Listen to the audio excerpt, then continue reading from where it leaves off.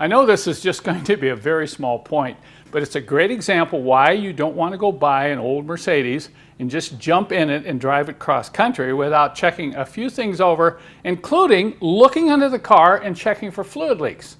Now this 240D has been sitting here on the lift and it's got this nice puddle of engine oil.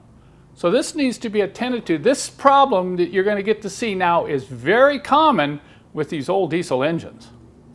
As I said, I've seen this so often that I just have to show you this on this 240D. Look at the oil drain plug. It's just almost rounded off. Somebody's put it on with vice grips or pliers.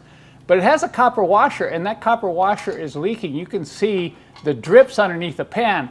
You need to look above the pan to make sure there's no oil coming down from above.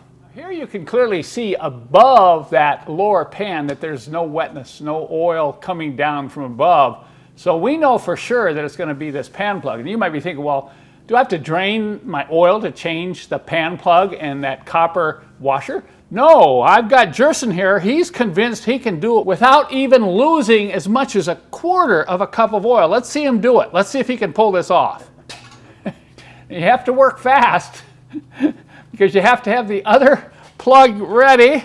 This is a two-handed operation by Jerson. He's an expert at this. Maybe a dozen times you've had to do this.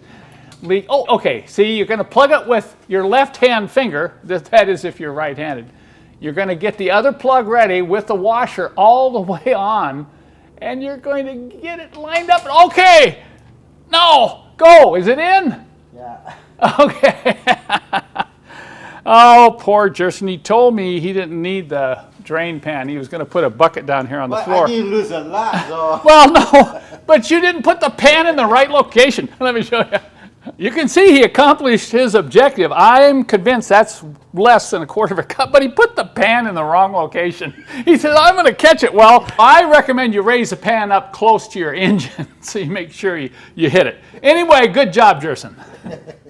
You can see how clean this 240D engine is. And when we got done here, Jerson said, you got to remember to tell your viewers, do not do this when the engine oil is hot. It's going to burn your finger. The oil is also very thin and it'll come out much faster. So make sure you do this when the engine is cold.